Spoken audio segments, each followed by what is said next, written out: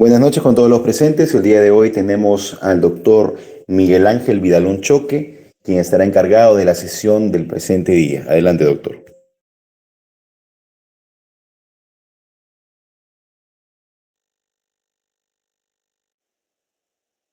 ¿Me logran escuchar? Te escucho, doctor. Muy buenas noches a todos los presentes. Continuando con el curso del diplomado, en esta oportunidad mi persona va a dictar la cátedra respecto al proceso penal común y complejo. Antes de ello, vamos a hacer un introito respecto a mi vida académica. Miguel Ángel Vidalón Choque, en mi condición de abogado defensor por más de 19 años en el ejercicio de la defensa a nivel nacional y algunos casos a nivel internacional, conferencista nacional e internacional, escrito compendios, algunos artículos y resúmenes de libros, ex vicedecano, premio a la excelencia académica, doctorado concluido, maestría concluido, un máster en España, entre otros cursos que he llevado y entre otras conferencias. He viajado por más de 10 países del mundo dictando conferencias en materia penal, procesal penal. Entonces, el día de hoy, agradecer a mi amigo, al doctor Renzo, por haberme invitado y poder compartir algunas ideas y tips en esta noche. Entonces, sin más, presentamos el siguiente tema. Nuestro tema es proceso penal común y complejo. Vamos a ver, en primer lugar, los principios del proceso penal. El proceso penal se caracteriza y se va a configurar como un mecanismo de redefinición de conflictos, pero también como un medio de intromisión estatal en la esfera de quien se ve sometido al sistema procesal penal. Esta intromisión puede considerarse legítima siempre que esté amparada en la Constitución, en la ley o en un principio, sea proporcional o se realice en estricta observancia de los derechos fundamentales de quien se ve sometido a él. Pero cuando se abandona el imperativo deber de garantizar la defensa de los derechos fundamentales, se asume una función persecutoria y parcializada.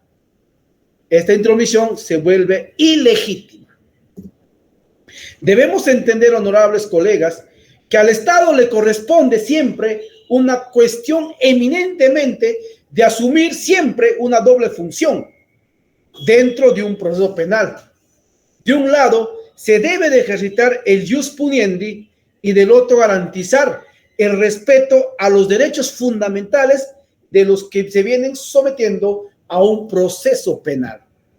Esos derechos fundamentales no solamente deben ser derechos fundamentales simbólicos, de protección en una medida simbólica o una medida de no respeto irrestricto a los derechos fundamentales, sino que debe existir una corrección, una situación especial respecto a que la coerción estatal tenga idea de sí.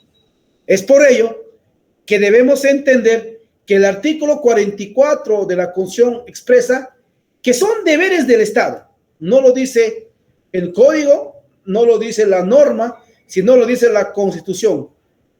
La Carta Magna que tiene que hacer respetar y hacer cumplir lo que vendría a ser lo siguiente: garantizar la vigencia de los derechos humanos, proteger a la población de las amenazas contra su integridad y promover el bienestar general que se fundamenta en la justicia y en el desarrollo integral y equilibrado de la nación. El maestro Binder, muy reconocido procesalista penal argentino, dice que existen dos fuerzas básicas de eficacia y garantía. Estas dos fuerzas básicas de eficacia y garantía deben estar presentes siempre en un proceso penal. Muchas veces el afán eficientista ha dejado de lado a las garantías. Esas garantías que deben ser respetados, y debemos hablar que los avatares por lo que ha sucumbido nuestro país a lo largo de su historia nos muestra un panorama de contrastes, donde muchas veces se ha entendido que la eficacia del proceso penal implica el desmedro de las garantías del procesado. Y es cierto, Hoy en día, muchas veces, el sentido de eficacia del proceso es un tema que debe tratar al tema de garantizar los derechos fundamentales de las personas humanas. Hace poco, en el Día del Juez, que celebró el día 4 de agosto, el domingo, pero la gran mayoría de las Cortes Superiores del Perú festejaron o celebraron cada corte el Día del Juez, el 5 de agosto, o sea, hace 2 días. Una cosa tan especial se suscitó en el panorama nacional, en el mundo del derecho, que un juez de San Martín, dentro del discurso de la orden, mencione que los jueces deben sancionar y perseguir y mandar a prisión preventiva, deben ejecutar de manera clara todos los delitos, deben de sancionar, y juez que no haga ello no es un juez. Se puede ver la situación como una forma de tratar de inmiscuir la decisión fiscal, la decisión de los sujetos procesales a una situación de que el juez tiene que sí o sí sentenciar, que sí o sí debe condenar, que sí o sí debe enviar a prisión preventiva a un procesado, que sí o sí debe de ser un draconiano de la ley penal. Y el proceso penal en los principios no te aspira a ese aspecto, porque debemos entender que el juez garantiza el fiel cumplimiento de los derechos fundamentales. El juez es un tercero, es el que administra justicia. El administrar justicia no es un tema de sancionar, condenar, sentenciar. Y no hablamos de la otra cara, absolver, ¿cierto? Declarar infundada, ¿cierto? Una pretensión, un requerimiento que haría el Ministerio Público o una tutela de derechos fundamentales que podría plantear un abogado dentro de un proceso penal, y no penal, no también dentro de un proceso, sino también dentro de una investigación preliminar. La tutela de derechos, que es un derecho fundamental que la defensa técnica debe usar cuando se han vulnerado los derechos fundamentales. La tutela es una pretensión principal que el juez de garantías debe de resolver. Pero en ningún momento, dice el Código Procesal Penal, los principios del proceso penal, la Constitución, el Código Procesal Penal, las leyes internacionales, el derecho convencional, en ningún momento dice que el juez debe sentenciar, debe condenar, está obligado a sentenciar, está obligado a condenar, está obligado a aniquilar a un procesado. Falso, falso. Y estas cuestiones nos llevan a reflexionar de que nosotros como hombres de ley, preparados en derecho, cumpliendo las famosas frases del legado del abogado que dijo ya Couture, somos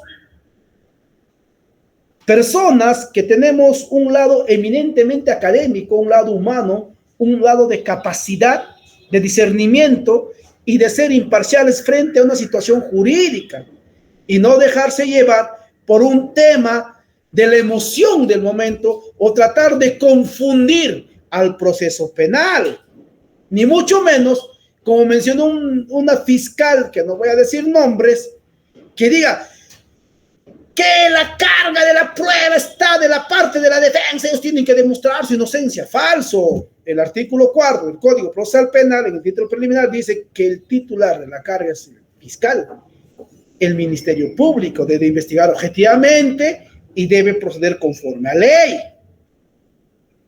Estos aspectos nos llevan a reflexionar que no estamos ubicándonos y respetando los principios del proceso penal. La intromisión del Estado muchas veces se convierte en una situación de no garantizar derechos fundamentales, sino más por el contrario, en un imperativo de destruir derechos fundamentales.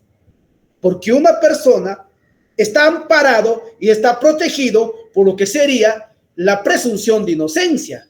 Y esa presunción de inocencia no es un tema de debate, sino es un tema de respeto. Es un tema de respeto y de estricta presunción de inocencia. Ejemplo, el día de ayer, si no me equivoco, por la zona de Ica, Chincha, creo, por la zona, el policía mató a 3 personas, los disparó.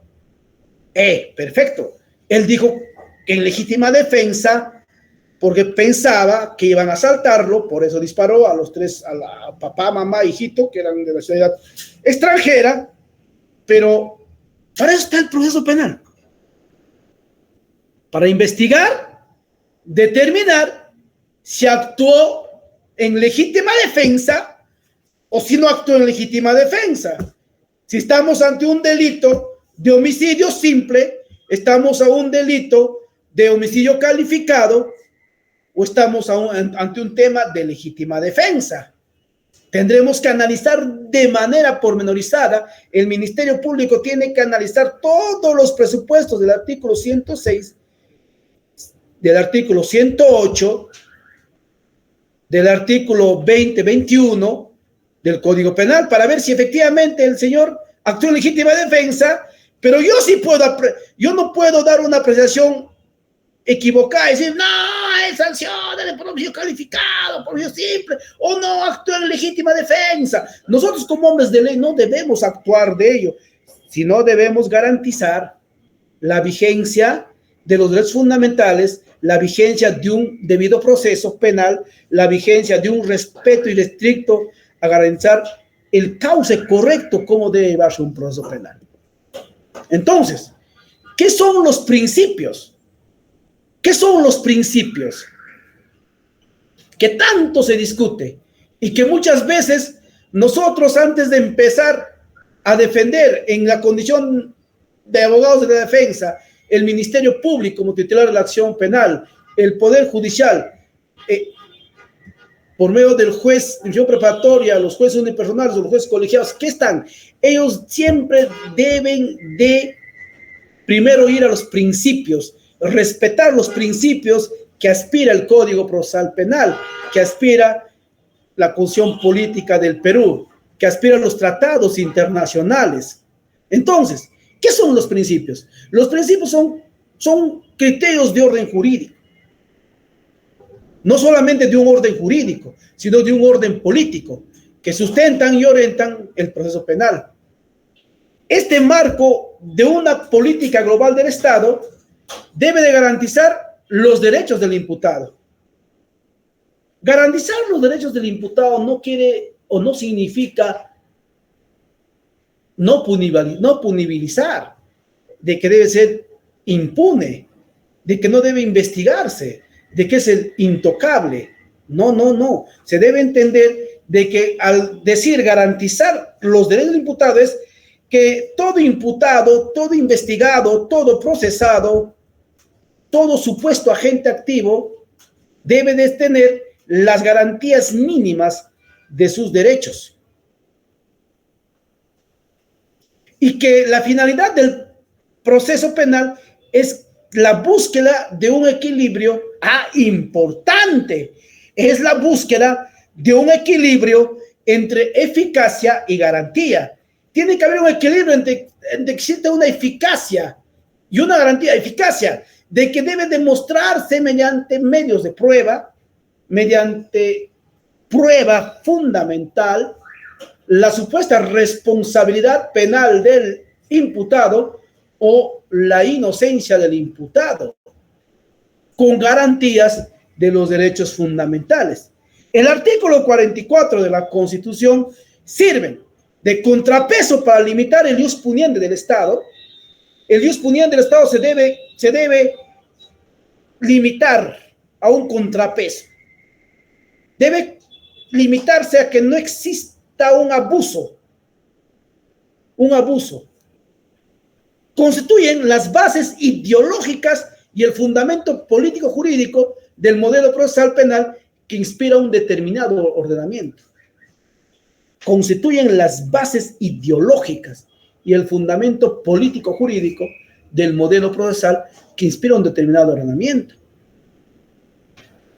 Nuestro Código Procesal Penal ha entrado en vigencia el año 2007. en Huaura, como centro piloto.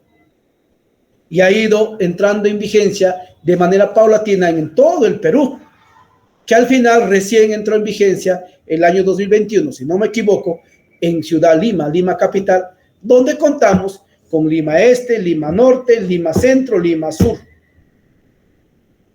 4 distritos judiciales. Y es una lucha constante de que se aplique de manera correcta, de manera inmediata, de manera eficaz, de manera garantista, un proceso penal, pero respetando derechos fundamentales.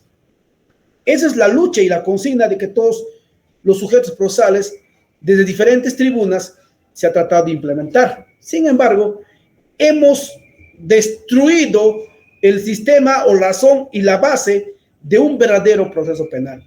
Y nos hemos ido a un extremo de ir a lo que vendría a ser la criminología mediática destructiva y la criminología mediática directa, que muchas veces los aparatos de poder han tomado de asalto las decisiones judiciales. Y hoy en día tenemos pleno conocimiento que se ha satanizado como el martillo de las brujas, como una cuestión de que el Ministerio Público, el Poder Judicial y muchas veces los abogados de la defensa y de la parte agraviada nos somos convertidos en actores políticos, y no solamente actores políticos, sino nos hemos convertido en una cuestión de un circo jurídico donde los que nos observan se ríen de nuestros errores o horrores, justamente porque no estamos haciendo cumplir los principios fundamentales que regula el artículo 44 de la Constitución Política, los principios fundamentales que aspira el Código Procesal Penal en sus 10 artículos de su título preliminar. Entonces, son los criterios orientados de la tarea legislativa los que deben aspirar a esto. Debe construir una fuente de interpretación en caso de vacíos normativos, a otras de interpretación para resolver el conflicto entre normas. Acá viene la gran interrogante. Y esta es la interrogante. Conversaba con el profesor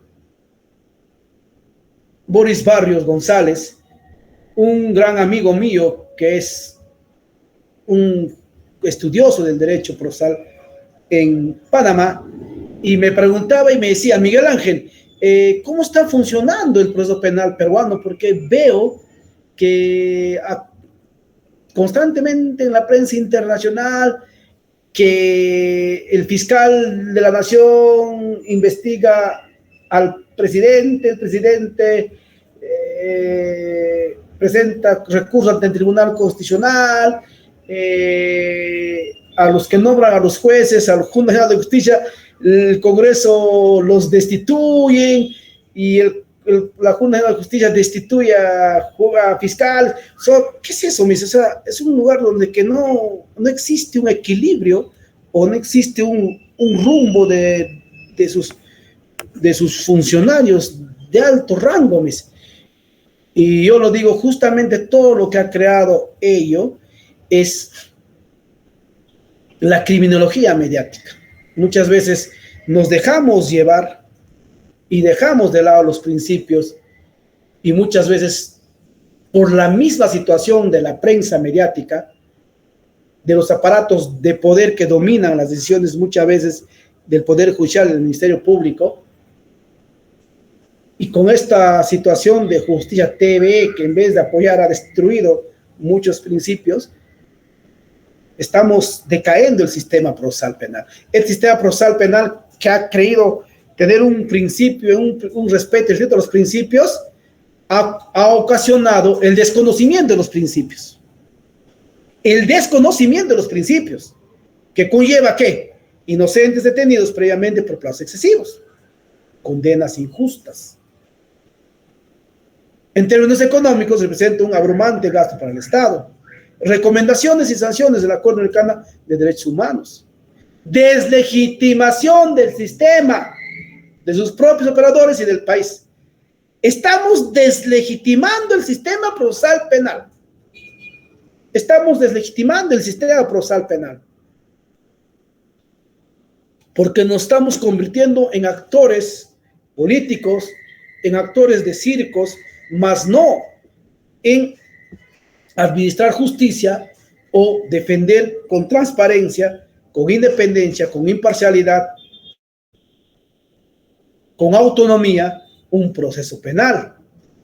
Y esto es una situación grave que no solamente pasa en Ica o en Huánuco o en Lima, sino en todo el Perú. En todo el Perú. Y el famoso Congreso que tenemos, que creo que ha superado la historia, ha superado a todos los congresos que hemos tenido, y ahora se viene la bicameralidad, no sé qué será, a dónde estaremos avanzando, es que están destruyendo sistemáticamente y políticamente a los principios, no solamente a los principios, sino están buscando beneficios antojadizos para personas que tienen intereses políticos. Cuestiones que estamos entrando en una diatriba que yo sé que en estos momentos muchos grandes juristas llorarán, como Felipe Villavicencio. Yo sé que llorarán y sentirán qué está pasando en el sistema procesal penal. Estamos endiosando a personas que no tienen base dogmática, que solamente tienen buena oratoria, un buen discurso jurídico, tienen una situación de convencimiento, y estamos pensando falsamente que ellos son los conocedores del derecho. Estamos tratando de distorsionar con la famosa frase de litigación oral, o que yo he ido a Estados Unidos o he estado en tal lugar y soy el Dios de estos momentos. Soy el Dios del Olimpo. Somos Zeus, ¿cierto? Somos los que conocemos la verdad procesal, más no los demás. Eso está ocasionando toda esa destrucción del equilibrio entre eficacia y garantía. Y muchas universidades, valgan verdades, no estamos estudiando dogmática, solamente estamos analizando el Código Procesal Penal, el Código Procesal Civil, sin respetar los principios o sin hacer un análisis filosófico, jurídico, social, antropológico de la razón de ser, del equilibrio y la eficacia y la garantía, en la búsqueda de un equilibrio de los principios procesales. Y estos principios, honorables colegas, mira, hecho como una forma de una presentación muy concreta, tenemos, por ejemplo, un juicio previo oral público y contradictorio. Perfecto. Un principio de proporcionalidad. Un derecho de igualdad. Un principio acusatorio. Imparcialidad e independencia judicial. Derecho de defensa. Legitimidad de la prueba. Derecho a la presunción de inocencia. Gratuidad de la justicia. Derecho a impugnar. Interdicción de la acusación de penal múltiple. Tenemos estos principios que muchas veces no guardan eficacia y coherencia. No se cumplen a cabalidad. Entonces, el proceso penal peruano se basa en el sistema acusatorio, donde el Ministerio Público investiga y acusa, mientras que el Poder Judicial juzga. Por ejemplo, esto es un término errado, ¿no? Porque el proceso penal es un sistema garantista procesal. Porque el sistema acusatorio es que yo acuso, y el término acusar es que yo estoy pidiendo que se le imponga una pena privativa de libertad o que le ponga una sanción penal, ¿cierto? Pero en un sistema garantista, yo garantizo que este proceso penal sea eficaz, eficiente y con resultados positivos. Donde el Ministerio Público se convierta no en un perseguidor del delito, sino en un ente que investiga, garantizando los derechos fundamentales, y en su momento se pronuncia si acusa o pide el sobreseimiento. Entonces, las cuestiones se invierten. Entonces, el proceso penal común. El proceso penal común. El Código de Procedimientos Penales de 1940, 39-40, era un código procesal penal de corte inquisitivo. ¿Por qué de corte inquisitivo? Aquellos abogados y abogadas que hemos tenido esa oportunidad, y mi persona tuvo la oportunidad de estar en el sistema antiguo, en el sistema inquisitivo, que durante el año 2006, 7, 8, 9, 10, 11, 12, durante 7 años, estuve inmiscuido en el sistema penal acusatorio. Hemos conocido de cerca que existía una situación donde el juez era el que tenía el sartén por el mango. El fiscal simple y llanamente era un convidado de piedra, que su única función era la detención y la acusación, porque no teníamos una etapa de investigación preliminar propiamente dicha, ni tampoco existía lo que ahora no es correcto para muchos, para otros sí, lo que se llama la detención preliminar, que es una cuestión que está en discusión hoy en día. Incluso se ha planteado ante el Congreso, ante el Tribunal Constitucional, y quieren plantear la inconstitucionalidad de la detención preliminar. Es un tema que es discutible, lo que antiguamente no existía. No, en el sistema penal inquisitivo no existía la detención preliminar, no había eso. En el sistema procesal penal garantista existe, oculto está ahí, oculto, pero es la máxima expresión de la destrucción de derechos fundamentales. Es la máxima expresión. Pero la excepcionalidad a una altura, como podría señalar Massimo Donini, puede ser que Máximo decía que tenemos que ver, por ejemplo, el sistema, Máximo dice, el sistema francés excepcionalmente llevaría a una cuestión de cúspide negativa la detención preliminar en casos especiales, en casos muy, pero muy especiales. Terrorismo, narcotráfico, trata de personas, ¿cierto? Hay una razonabilidad fundada de por qué están aplicando una detención preliminar de manera excepcional en el sistema francés. Pero en el Perú, a cualquier tipo de aspecto lo catalogan como criminal organizada. Todo es criminal organizada, sin ni siquiera haber analizado cuáles son los presupuestos mínimos para determinar si hay o no hay criminal organizada. No, todo es criminal organizada. Todo, absolutamente todo es criminal organizada. Y confunden las bases ideológicas y las bases jurídicas. Te fita un foriano a mi esposa. 080808, no me está en conferencia. El proceso penal, entonces, en el sistema inquisitivo era un tema de que el fiscal detenía, el fiscal formulaba, se llama su denuncia penal, decía denuncia penal, luego el fiscal acusaba, él llamaba uno brindaba su instructiva y su preventiva, y el juez unipersonal sentenciaba. No había un debate, no había un requerimiento de acusación, etapa intermedia, no existía. Este sistema procesal penal ha cambiado. Tampoco podemos ser críticos destructivos, ¿eh? No, para nada. No, pues no, que no funciona. No, sí funciona. Sí funciona el proceso penal actual. Pero es una situación de que debemos de ser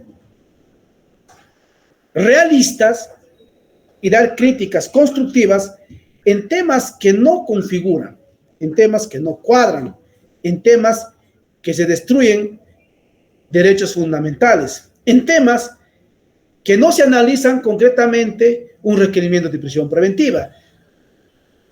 o se hace acusaciones antojadizas.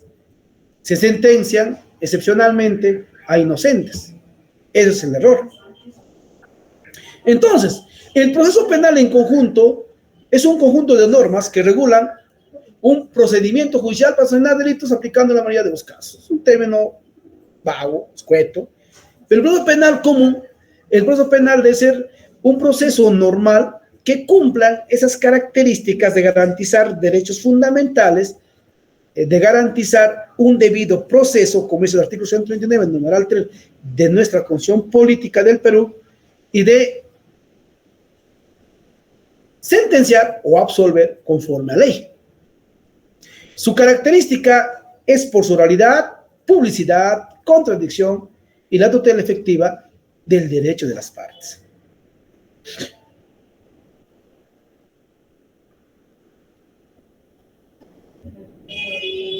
Las etapas del proceso penal vendrían a ser 3: la investigación preparatoria, la etapa intermedia y el juicio oral. Nuestro Código Procesal Penal regula lo que vendría a ser, y ya les explicaba, la investigación preliminar. Esta famosa investigación preliminar que muchas veces se convierte en una investigación tardía, porque muchas veces la investigación preliminar no cumple las expectativas de una investigación preliminar célere, sino de una investigación letargada o muchas veces lenta. Y frente a esta situación, en el proceso penal común estaría la investigación preparatoria. La investigación preparatoria es cuando ya se ha superado la investigación preliminar. Entonces el fiscal tiene 2 opciones: el de archivar definitivamente una investigación preliminar o el de formalizar la investigación preparatoria por ante el juez de investigación preparatoria, porque tiene sospecha fuerte de que existe un presunto delito. Esta investigación preparatoria muchas veces se convierte en una situación de lo mismo que la investigación preliminar, de lo mismo, porque vayamos a un caso hipotético de un presunto delito de lesiones graves,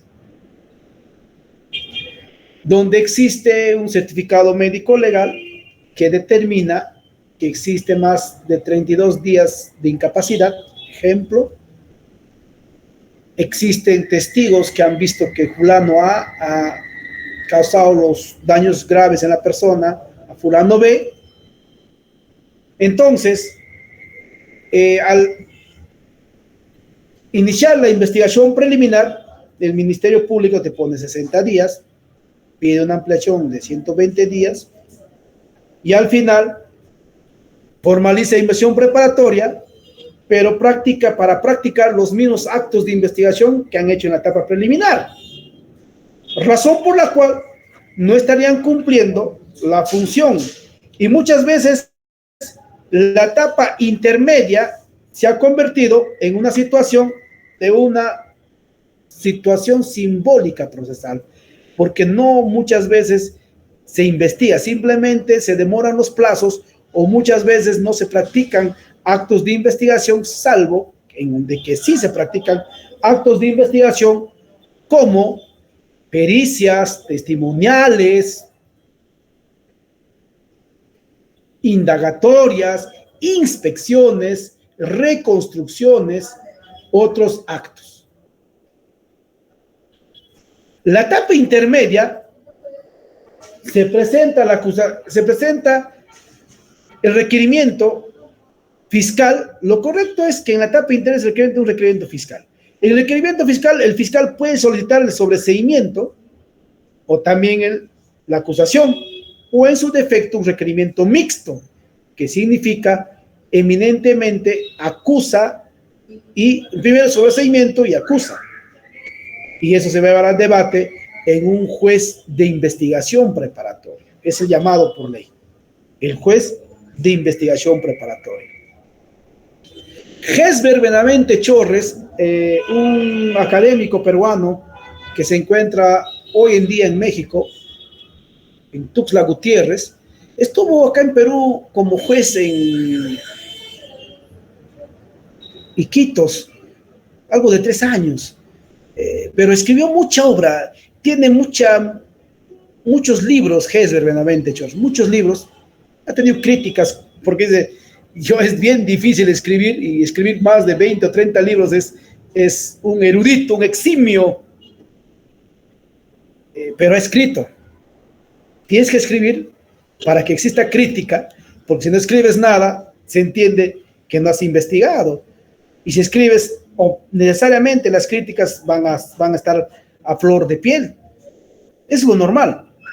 Entonces, él señalaba en uno de sus libros, y muy bien lo hablábamos con el profesor Flores de Costa Rica, donde decía que la etapa intermedia es como el embudo donde solamente debe pasar lo más limpio, lo más pulcro, lo más puro. Es la etapa donde debe sanearse, el saneamiento procesal, donde debe decir qué vamos a llevar a la etapa de juicio oral para debatir en juicio oral y qué debe de sacarse en etapa intermedia, qué no debe ir. Es decir, Gesber Benavente. Pero la etapa intermedia también sirve de una situación donde el juez de garantías, el juez de decisión preparatoria, tiene las facultades de poder sobreseer, incluso de oficio, un requerimiento acusatorio. Esa es su facultad. Ante una pretensión de la defensa técnica de pedir un sobreseimiento, primero una excepción, sobreseimiento, también puede amparar su pretensión. Pero existe hoy en día una discusión en la dogmática procesal respecto a que dicen que los jueces de emisión preparatoria solamente son los que controlan el aspecto formal de la acusación. Son los encargados de ver si está bien el tipo penal, si están bien ofrecidos los medios de prueba, si están bien sustentados y razonados el aspecto de los hechos anteriores, concomitantes y posteriores, si ha hecho una buena calificación jurídica, si ha hecho bien la autoría, la coautoría, el copartícipe, mas no debe pronunciar sobre el tema de fondo, ni mucho menos valorar prueba. Pero el Código Procesal Penal no debe ser cerrado. El Código Procesal Penal no debe ser una cuestión de que diga, no sabes qué, señor juez de operatoria, usted no tiene las facultades para pronunciar sobre el tema de fondo. Falso. ¿Por qué no?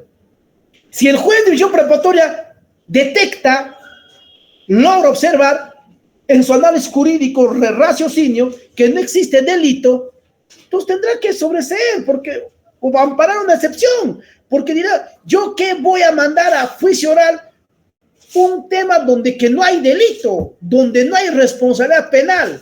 Si el fiscal está acusando una cuestión que no hay delito o que no es reprochable el imputado, entonces, ¿por qué tengo que enviar yo a etapa de juicio oral? Entonces, acá analizaremos lo que muy bien dice Agudelo Betancourt, el colombiano, que en el proceso penal colombiano, en la etapa intermedia, se discute justamente el tema de que sí o no existen la consumación del delito, para poder analizar si efectivamente los medios de prueba ofrecidos por el Ministerio Público, la defensa y la parte civil cuadran o no en la situación de razonamiento en la etapa intermedia. Porque si el juez detecta en etapa de la acusación de la etapa formal que no hay el delito, entonces tendrá que pronunciarse conforme a ley, y en vano vamos a ir a una etapa de juicio oral para que al final sea absuelto. Y es un gasto para el Estado, un gasto innecesario. Pero hoy en día, muchos jueces, algunos salvo muy valientes y académicos, la mesa de parte, todo pasa, señora, etapa de juicio oral. Peor, si hay un tema de violación o presuntos actos, peor, ya ni lo ven. Todo, señor, no, señora, pero no. Es como Poncio Pilatos, me lavo la mano y que el juez colegiado, el juez unipersonal, determine si hay o no responsabilidad penal. Pero la pregunta es, ¿se estarán respetando los principios procesales? ¿Se estarán ponderando correctamente esos principios procesales? No. Y luego viene el juicio oral, donde es una audiencia pública, donde se presentan pruebas y se dicta sentencia. Y acá vamos a lo que vendría a ser la investigación preparatoria. Por eso vamos acabando, porque es amplio. El artículo 334 del Código Procesal Penal nos habla sobre la calificación de la denuncia. El 334 del Código Procesal Penal nos habla sobre cómo debe calificarse una denuncia. Por ejemplo, en el proceso de calificación dice, si el fiscal al calificar la denuncia o después de haber realizado o dispuesto a realizar diligencias preliminares, considera que el hecho denunciado no constituye delito, no es juzgable penalmente, o se debe a causa de extinción prevista en la ley, declarará que no procede formalizar y continuar con la emisión probatoria, así como ordenará el archivo del actuado. En el artículo 334 se ve eminentemente lo que, si el fiscal una vez emisión preliminar, investigará y luego vendrá en el pronunciamiento. Y este tema del archivo de la denuncia es un tema que debe ser importante, porque sería una cuestión de no someternos a una jurisdicción, de no iniciar un proceso penal propiamente dicha, porque el fiscal, dentro de sus facultades del artículo 4 del Código Procesal Penal, se estaría pronunciando conforme a ley. Si ve que el hecho denunciado no constituye delito o existen causas de extinción, tendrá que archivar, y ese término correcto es no formalizar con la investigación preparatoria y archivar definitivamente. También tiene esa facultad de ordenar la intervención de la PNP. También tiene la reserva provisional de la investigación y la formalización de la investigación. ¿En qué casos debe formalizar la investigación preparatoria del Ministerio Público? Cuando existen indicios reveladores de la existencia del delito. Reveladores. La acción penal no ha prescrito. Individualización del imputado. Cumplan con los requisitos de procedibilidad. Y dentro de esto existe otra situación que es la acusación directa. Y la acusación directa es cuando de las diligencias actuadas preliminarmente se establecen suficientemente la realidad del delito y la intervención del imputado en su comisión. El principio de oportunidad.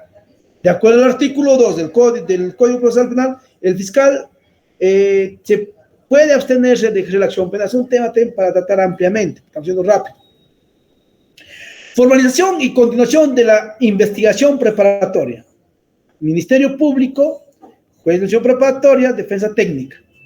La formalización de la acción preparatoria radica en el artículo 336, numeral 1. Disposición de formalización, 336, numeral 2. Funciones del juzgado de acción preparatoria. Control el plazo de la acción preparatoria. Resuelve requerimientos de imposición de medidas de coerción personal y real. Y luego viene la conclusión de la acción preparatoria, requerimiento de sobreseimiento o formula acusación. Etapa intermedia, lo que les explicaba de manera concreta. Ahí tenemos al juez de investigación preparatoria, el requerimiento de sobreseimiento en el caso presenta el Ministerio Público. De acuerdo al artículo 334, el hecho objeto de la causa no puede atribuírselo al imputado. El hecho imputado no es típico. La acción penal se ha extinguido. No existen elementos de convicción suficientes.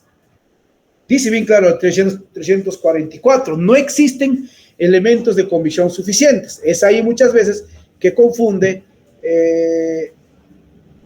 Muchos jueces dicen, no, yo simplemente voy a calificar el aspecto formal, la tipicidad y qué medios de prueba en la juicio oral. No existen elementos de comisión suficiente. Si no existen elementos de comisión suficiente, ¿por qué tengo que derivar a juicio oral? El juez de investigación preparatoria traslada el requerimiento de establecimiento a los objetos procesales por el plazo de ley. Estos son los 10 días. Oposición al archivo, oposición al sobreseimiento. ¿Quién presenta la oposición?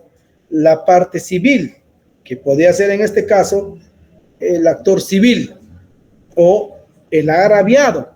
También puede oponerse, no hay ninguna.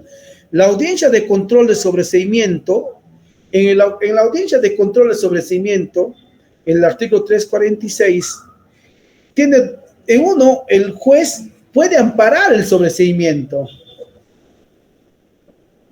Dicta, ampara, o primero puede elevar al fiscal superior en consulta, diciendo, no, para mí sí hay delito, para mí no hay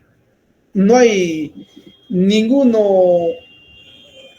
aspecto lo que le está regulado en el 344, para mí sí existe delito. Por tal motivo, yo no estoy de acuerdo con el sobreseimiento del Ministerio Público, elevo en consulta al fiscal superior para que en 10 días ratifique el requerimiento de sobreseimiento o no ratifique, ordena a otro fiscal a formular acusación.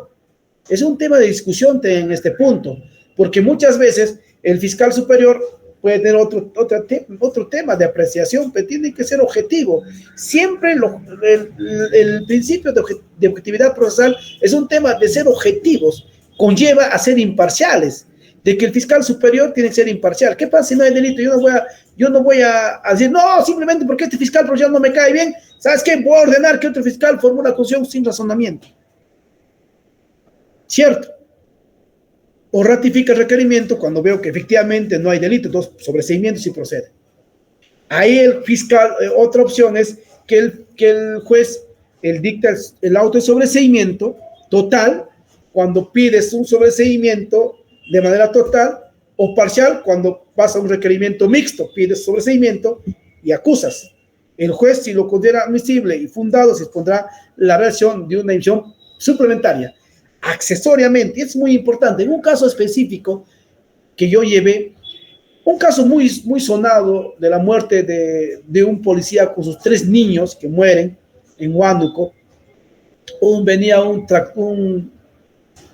tráiler oruga llevando un tractor de cama ancha y en horas de la mañana pasaba el vehículo 7 de la mañana en plena hora punta. Y ahí es lo que pasó por la parte derecha, el policía con sus 3 hijitos menores, sin casco, sin licencia, por la parte derecha, al entrar, se ingresó a la parte de las llantas del vehículo mayor y ¡pum! Falleció el policía, falleció su hija, su otra hijita y quedó inválido el niñito. Lo procesaron por el delito de homicidio culposo y lesiones culposas. En este caso se volvió una cuestión que hemos tocado justamente, el fiscal pidió el requerimiento de sobreseimiento, porque ahí se ha discutido el tema de la imputación a la víctima. Sin embargo, el tema de la criminología mediática y la presión mediática se metió a que el juez en primer momento analizó y optó por de realizar una investigación suplementaria. La investigación suplementaria, 346, numeral 5, Código Procesal Penal, y solicitó una nueva pericia in situ durante el día en presencia, pese a que la defensa se opuso, al final se practicó, y al momento ya de hacer la investigación suplementaria, el Ministerio Público, de vuelta demostró y solicitó nuevamente sobreseimiento. Es ahí que recién el juez de preparatoria ampara el sobreseimiento. O sea, son cuestiones donde cuando un juez es garantista, tiene que saber determinar, de acuerdo al artículo 345, si elevo en consulta al superior, si dicto el sobreseimiento total o parcial, o emito una inversión suplementaria. Tampoco debemos ser sesgados de que el juez resuelva lo que el fiscal pida. No, para eso es un juez de garantías que garantiza el debido proceso, más que el otro tema, el debido proceso, la eficacia y la garantía de un debido proceso. Y cuando existe la acusación, el artículo 349, el fiscal formula acusación, traslada la acusación a los sujetos procesales por 10 días y ahí el artículo 350 se activa, ¿no? Primero, ¿qué tenemos que hacer los de la defensa técnica? Observar la acusación por defectos formales. Muchos abogados y abogadas no observan la acusación. Dicen, no, es mi estrategia. Dicen, ¿por qué? Porque ¿para qué voy a hacer notar al fiscal que no ha tipificado bien su delito? ¿O para qué voy a hacer ver si no ha hecho imputación necesaria? Allá, no me ha hecho imputación necesaria. Entonces, cuando me toca la etapa social, ahí le voy a dar, ¿no? Pero yo creo que lo correcto y lo idóneo, dice la 350, es, tienes que observar la acción por defectos formales, porque ¿qué pasa si te plantea medios de pruebas sin utilidad, pertinencia, conducencia, sin razonabilidad y sin idoneidad? Entonces tú tienes que observar. A los defectos formales también tienes que observar. Si un caso hipotético te vienen por un delito de contaminación ambiental y te ponen a todos como coautores y no sabe determinar si hay autoría, coautoría, si hay partícipe, no hay partícipe, instigador, entonces ¿cómo vas a poder tú decir, señor, cuál es el grado de participación de mi cliente? ¿Cuál es? Es autor, pero no tienes autor, es coautor. Al final, ¿cuál es la individualización de su participación? Otro, deducir excepciones y otros medios de defensa. Imposición o revocación de medidas dispas, sobreseimiento, instar criterios de oportunidad.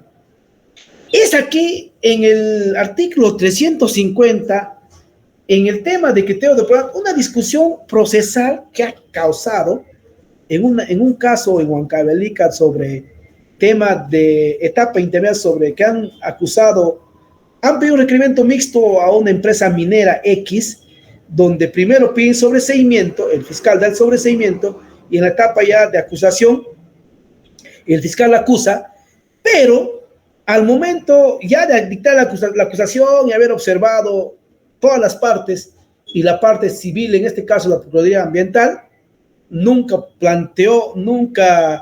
observó, planteó su tema de reparación civil, nada, y suscita que antes de que se inicia el debate del requerimiento de acusación, el fiscal pide que debe de aplicarse un principio de oportunidad, y nosotros aceptamos.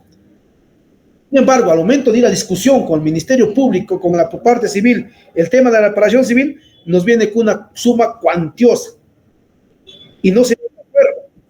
Y la pregunta es, no se llegó a un acuerdo, y se está continuando con la acusación, pero sin embargo el 350 dice, después de observar los efectos formales, después de deducir excepciones, después de imposición, incluso después de sobreseimiento, recién puedes instar a la aplicación de un criterio de oportunidad. Y la pregunta es, ¿sería viable en este momento que una de las partes pida la aplicación del criterio de oportunidad? Es un tema de discusión que muchas veces han traído en discusión, hecho que no, ya no, pero si ya no ha prosperado un principio de oportunidad, ya se entiende que la parte civil no quiere aceptar. Pero ¿por qué no se podía discutir ese tema?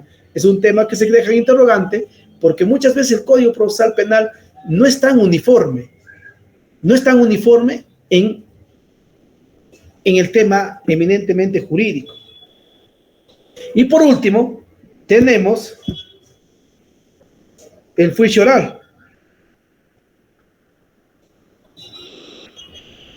Por último, tenemos el juicio oral. Presentación de pruebas, interrogatorios, alegatos final, sentencia. Es un tema ya más amplio, ¿no? Proceso penal complejo. Cuando hablamos del proceso penal complejo, es que el proceso penal complejo se utiliza para casos de mayor gravedad, como delitos de crimen organizado. Su característica es por su mayor complejidad, comisiones más extensas y medidas especiales de protección. Ejemplo, tráfico de drogas, lavado de activos, terrorismo, corrupción de funcionarios, trata de personas, delitos complejos. Con eso habría terminado mi participación el día de hoy. Muchas gracias por su atención. Si tienen alguna pregunta, estoy ya no a poder absolver la misma. Gracias. En este punto se hace la exhortación a los participantes para que puedan hacer sus preguntas. A ver, doctor, vamos a dar un breve momento.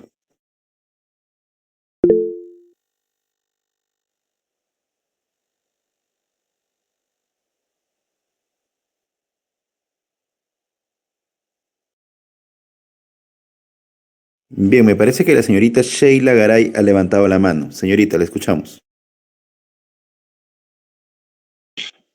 Buenas noches con todos. Doctor, mi pregunta es, ¿a qué se refería cuando decía sobreseimiento parcial? Entiendo yo que es cuando hay concurso de delitos o no, me estoy equivocando. ¿Podría aclararlo, por favor?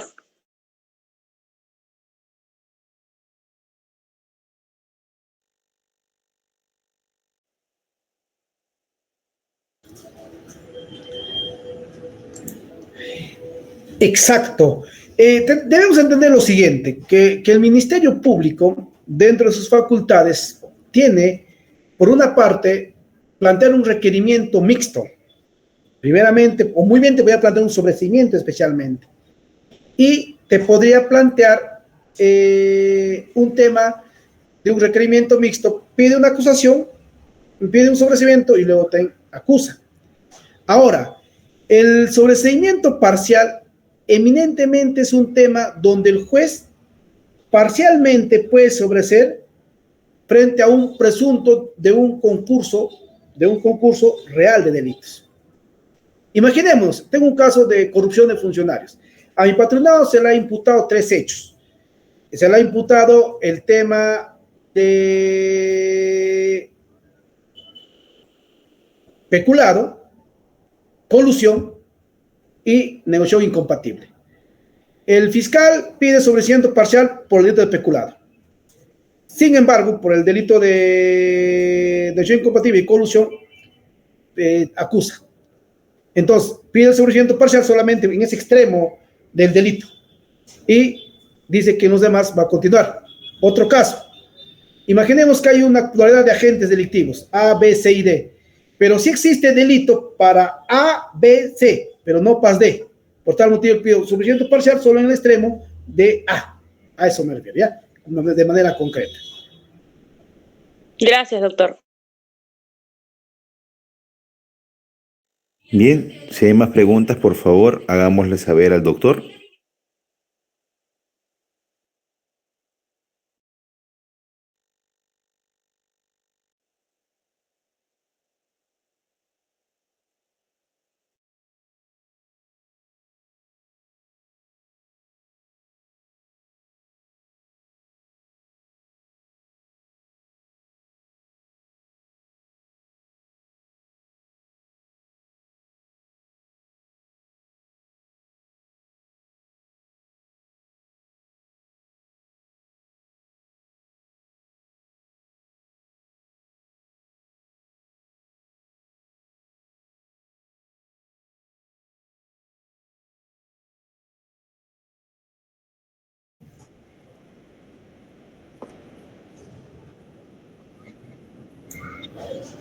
Agradecer a usted, distinguido Renzo, un gran académico que desde hace muchos años viene impartiendo estos eventos académicos, es muy fundamental, y a todos los presentes.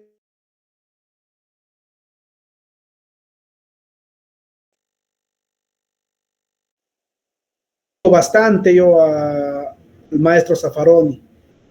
Hoy en día los claustros universitarios se han vuelto en una situación muy facilista de querer hacer un tema que no es correcto. La investigación debe ser permanente y nosotros como hombres de leyes, más que de hacer una lectura rápida y fugaz del Código Procesal Penal, debemos estudiar los principios procesales, la base dogmática y estructural del proceso penal, la base dogmática y estructural de la teoría del delito, de la teoría de la pena. Yo creo que la teoría del delito y la teoría de la pena es lo básico en un estudiante de derecho para poder aterrizar y poder tener un conocimiento más fácil, más viable, más loable de un proceso penal. Y una vez más agradecerte a usted, estamos a buen servicio y estamos para aprender día a día de todos ustedes. Muchísimas gracias.